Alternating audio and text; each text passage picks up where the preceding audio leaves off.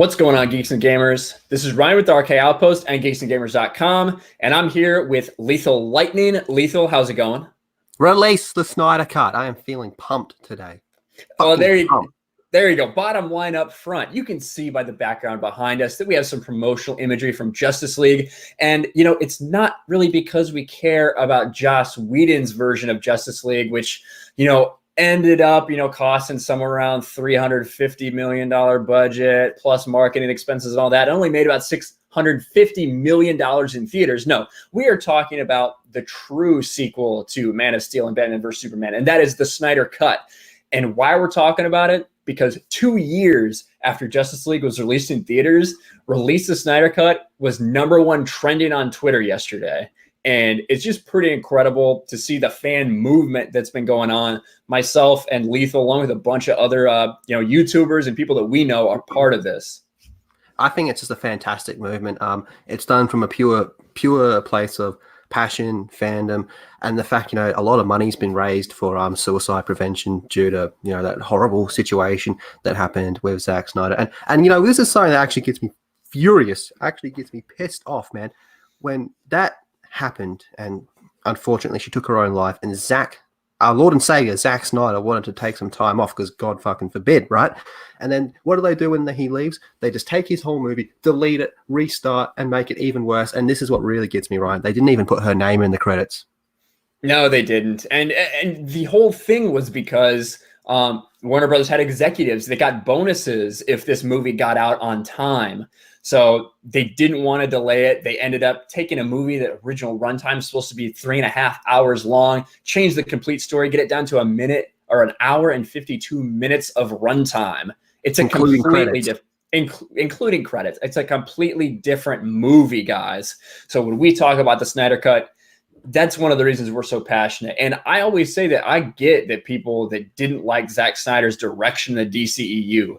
And, I respect that. He's kind of a divisive creator. People have like this visceral reaction. You either love what's on the screen from him or you kind of hate it.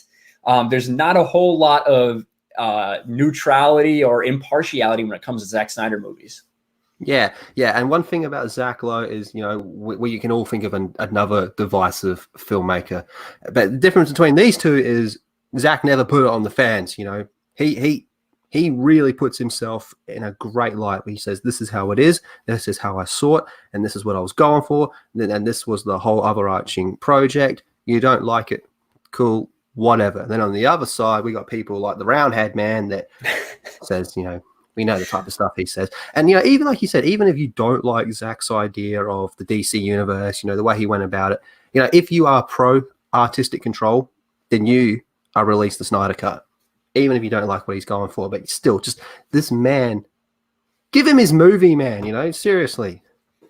Yeah, and here's the thing. When people talk about Snyder Cut, I'm sure a lot of people that are skeptics right now are like, oh, it doesn't even exist, bro. Like, that's not a thing, right? We've heard from Zack Snyder. We've heard from Jay Olivia, the storyboard director. We've heard from actors that the Snyder Cut is done, that Zack Snyder has it. We heard from Junkie XL just a week ago that he completed the entire score for it and it's ready for use. He's not going to be repurposing it.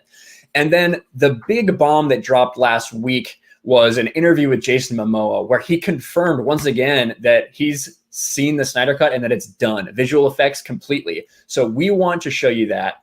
And we are going to go to Film Gob because he did a video on this. Channel. Yeah, great channel, Film Gob. So we're going to take a look at this real quick.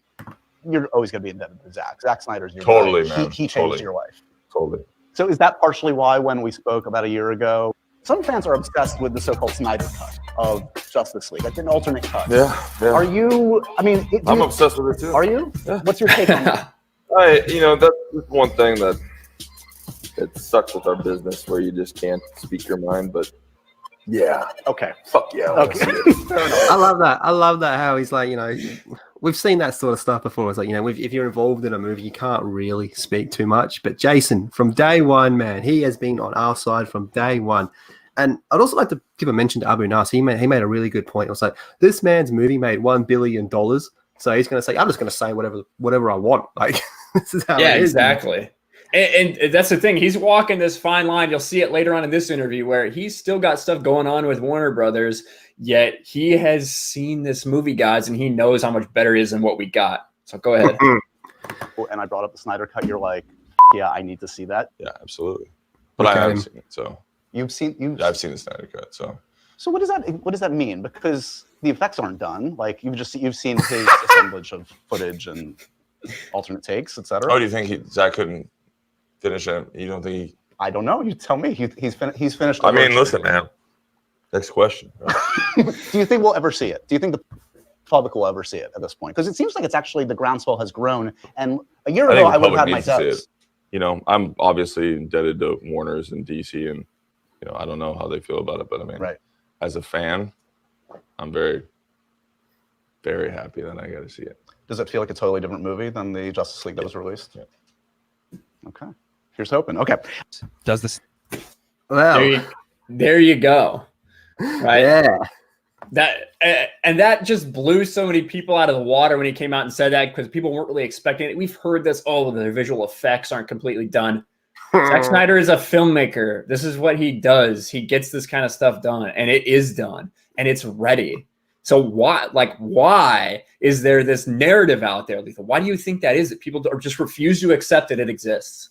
I really don't know. Like I talked about this on my live stream about a few hours ago, 16 hours ago or whatever, and a similar question came up. I really don't know why there's this thing against it. I can understand why some Warner Brothers people don't want to put it out there because it just makes them look like complete idiots. But as far as casual movie goers and whatnot, maybe some people aren't aware of the whole situation. That makes sense, I guess. But this whole "it's not real" bullshit that's pushed forward, I really don't know why. What more proof do you need?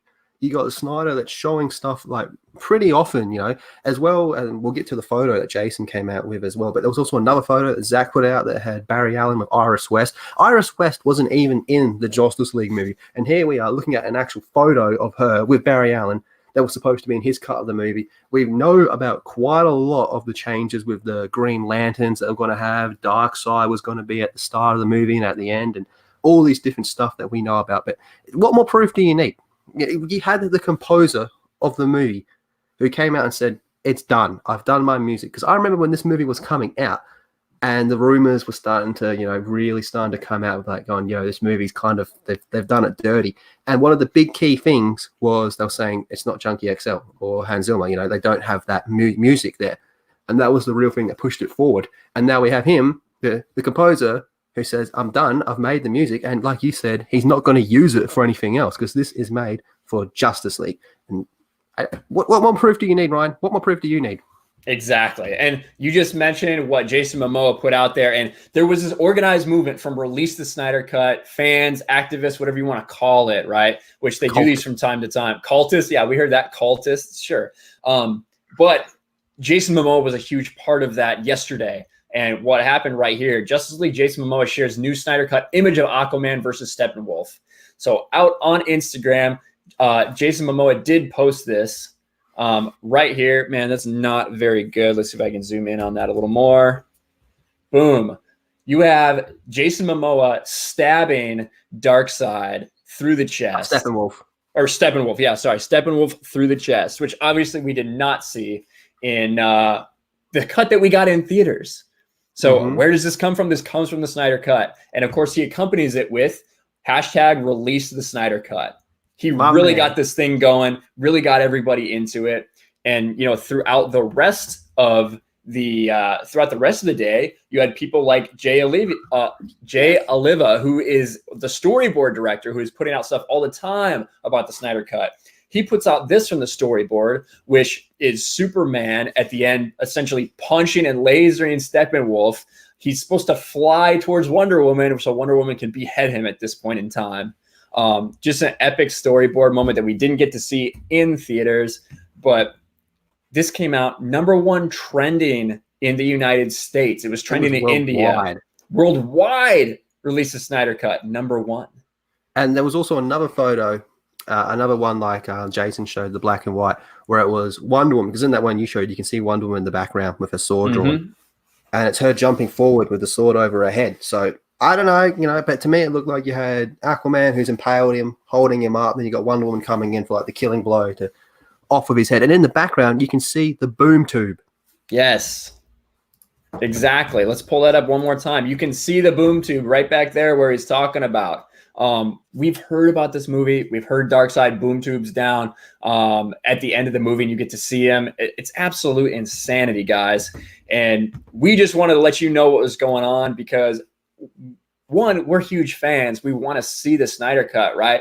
But what I don't understand, like you talked about, Lethal, Warner Brothers doesn't want to swallow their pride and show that this was a much better movie than the absolute train wreck that they came out with Justice League. And if you like Justice League, that's fine. More power to you. But if you're someone who was really invested in Man of Steel and Batman vs Superman, you probably didn't like what you got from Justice League. Is that along the lines that you think, Lethal? No, I think that's fair. Like, I walked in, I'm pretty against calling it Justice League myself. I call it Justice League. But there was moments I did like, but it's just not consistent with the previous two movies.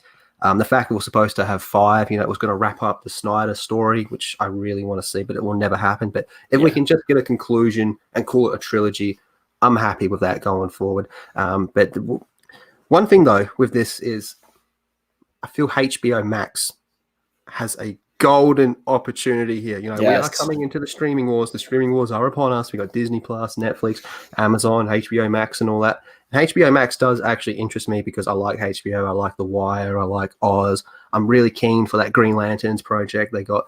But if they put this, this is just me wishful thinking. If they take that Snyder Cut and put it on HBO Max, listen to me, HBO Max, you are going to sell a lot of subscriptions if you do that. A lot.